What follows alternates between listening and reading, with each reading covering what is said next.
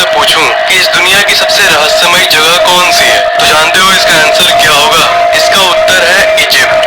आज से करीब 4000 साल पहले इजिप्शियन लोग इजिप्ट में राज करते थे। ये लोग अपने समय में बहुत ही सुंदर कलाकृतियों का निर्माण किए थे, पर इन कलाकृतियों के साथ साथ ये कई रहस्यों को भी पीछे छोड़ गए। एलियंस का होना, पिरामिड का आसमान के तारों से अलाइनमेंट, पिरामिड के अंदर एक नेचुरल एसी होना जो कि टेम्परेचर को 20 डिग्री रखती है, ये सब ऐसी चीजें हैं जो आज भी वैज्ञानिकों को चैन की नींद नहीं सोने देती। सबसे बड़ा रहस्य ये है कि ये लोग ऐसी स्ट्रक्चर्स को कैसे बिल्ड कर लिए, और ऐसी स्ट्रक्चर्स मतलब यहाँ सिर्फ पिरामिड ही नहीं बल्कि और भी बहुत सारे अनबिलीवेबल स्ट्रक्चर्स के बारे में भी बात हो रही।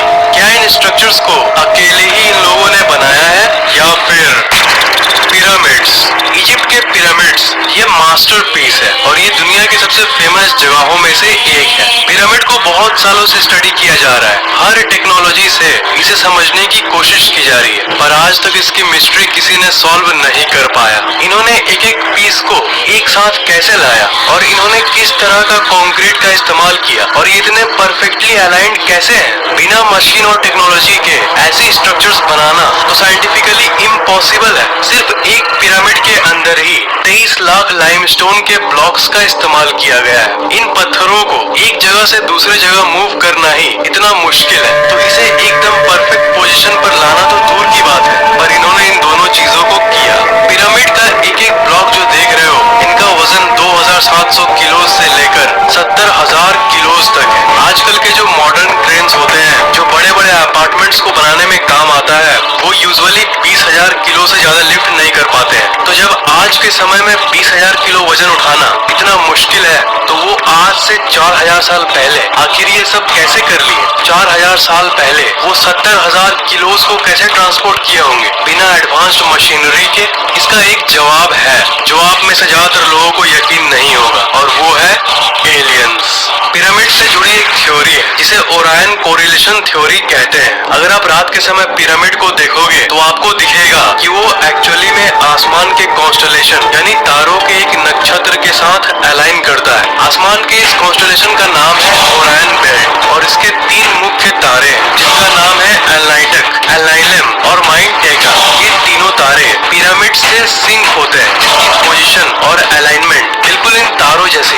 इस इम्पॉसिबल सी चीज को देखकर बहुत सारे थ्योरिस्ट्स ये मानते हैं कि पहले के समय में एलियंस धरती पर आए थे और अपने साथ एडवांस्ड टेक्नोलॉजी लाए थे, और इन्हीं की हेल्प से इस इम्पॉसिबल सी पिरामिड को इन्होंने बनाया, और ये एलियंस इन्हीं तारों से आए थे। पिरामिड को एलियंस ने बनाया या इंसान ने, ये बात तो कोई नहीं जानता, पर एक बात तो श्योर है कि पिरामिड्स और दूर तारों की दुनिया का आपस में कुछ न कुछ कनेक्शन जरूर है। कुछ थ्योरिस्ट ये कहते हैं, जो कि मैंने आपको अभी बताया, कि ये एलियंस उन्हीं 3 तारों में रहते थे और ये पिरामिड लोगों ने इनके साथ अपने कनेक्शन को दिखाने के लिए बनाया था। तभी रात के समय ऐसी परफेक्ट अलाइनमेंट होती है। टनल्स इन पिरामिड्स, पिरामिड्स हर एंगल से रहस्यों से भरी हुई है, और इनके अंदर के टनल्स उनमें से सबसे बड़ा रहस्य है। पिरामिड में जगह जगह पर टनल्स बने हुए हैं, और पहले लोग कॉमन सेंस का यूज करके ये सोचते थे कि ये वेंटिलेशन के लिए बनाया गया होगा ताकि अंदर हवा घुस सके, पर इस बात को डिसमिस कर दिया गया, गलत साबित कर दिया गया जब एक रोबोट इसके अंदर भेजा गया।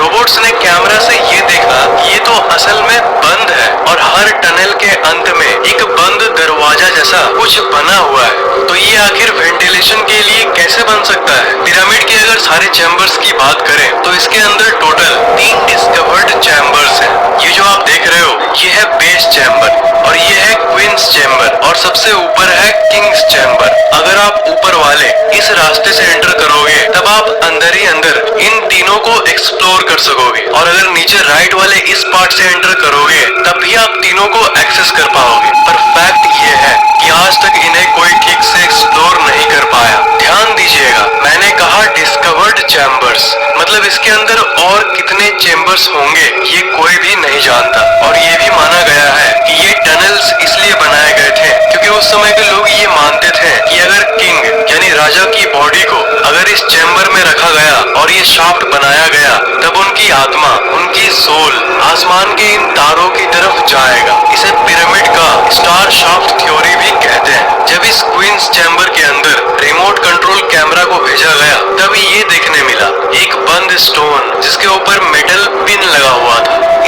ऐसा बनाया गया था मानो ये लोग नहीं चाहते हो कि कोई इसके अंदर जाए। और इसकी डिस्कवरी के बाद ऐसी बहुत सारी थ्योरीज सामने आई जो ये कहती है कि इसके अंदर और एक अनडिस्कवर्ड चेम्बर मौजूद है। पर एक नए एडवांस्ड टूल के जरिए इस बंद दरवाजे को ड्रिल करके इसके अंदर एक छोटा सा कैमरा को भेजा गया। तो उस कैमरे ने इस फोटो को खींचा और इसके अंदर जाने के पहले ही वो कैमरा एक रहस्यमयी तरीके से खराब हो गया और इसके आगे की एक्सप्लोरेशन अधूरी रह गई। और उसके बाद से वहाँ की गवर्नमेंट फिर कभी किसी को अलाउ नहीं की इस पिरामिड को एक्सप्लोर करने के लिए। पर पॉसिबिलिटी अभी भी है कि इसके अंदर और भी ऐसे कई टनल्स हैं जो अभी तक डिस्कवर नहीं किए गए। वो पिरामिड्स क्यों बनाए गए, कोई एक्सप्लेनेशन ना होने के चलते आज तक तो यही माना गया है कि ये पिरामिड्स उस समय के राजा और रानियों के कब्र के पर्पस के लिए बनाया गया था।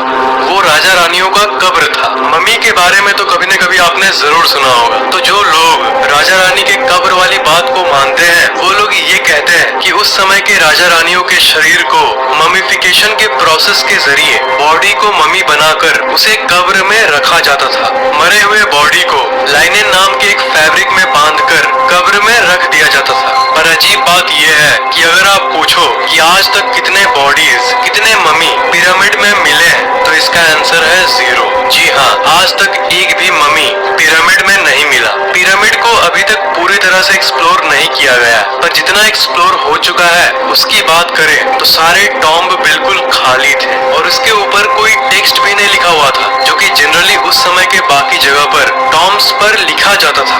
क्वींस चैम्बर में न क्वीन का मम्मी पाया गया और किंग्स चैम्बर में न किंग का मम्मी पाया गया।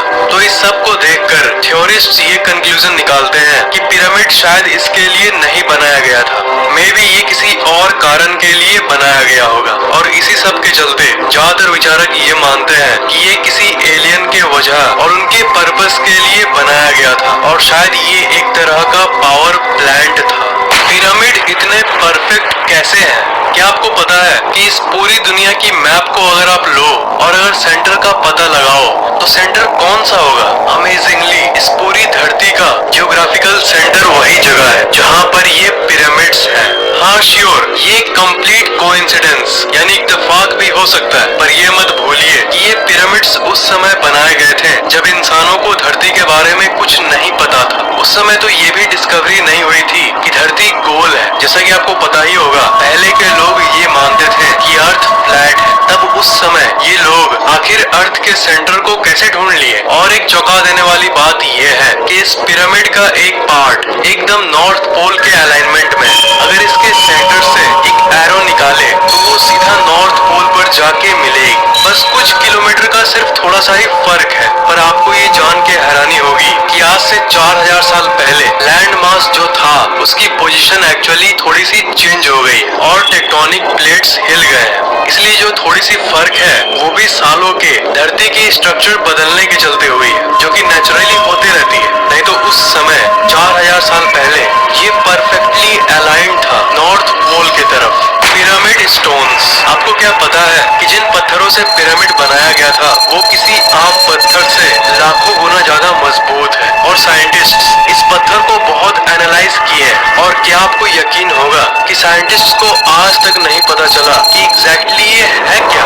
ये लाइमस्टोन की तरह है पर लाइमस्टोन है नहीं। साइंटिस्ट्स ऐसे पत्थर धरती पर और कहीं भी नहीं पाए। पिरामिड कंस्ट्रक्शन टेक्नोलॉजी, पिरामिड की कंस्ट्रक्शन की और सबसे अजीब बात यह है कि इन्हें बनाते समय ball and socket construction type का इस्तेमाल किया गया था। बॉल एंड सॉकेट एक ऐसा मेथड है जो कि हीट एक्सपेंशन झेल सकता है, यानी गर्मी के चलते जब पत्थर थोड़ा बड़ा हो जाता है उसे भी ये झेल लेता है। और ये ball and socket construction type actually में अर्थक्वेक यानी भूकंप को भी झेल सकता है। सोचिए, शॉक प्रूफ टेक्नोलॉजी, वो भी 4000 साल पहले। Natural air conditioner inside pyramid. Egyptian desert जो है, जो कि पिरामिड के करीब है, वो बहुत ही ज्यादा गर्म इलाका है और गर्म हवाएं वहाँ चलती रहती है। पर इन सब के बावजूद भी उस समय पिरामिड को ऐसे बनाया गया था, एक ऐसे रहस्यमय तरीके से बनाया गया था कि चाहे बाहर की टेम्परेचर कितनी भी हो, पिरामिड के अंदर की टेम्परेचर कॉन्स्टेंटली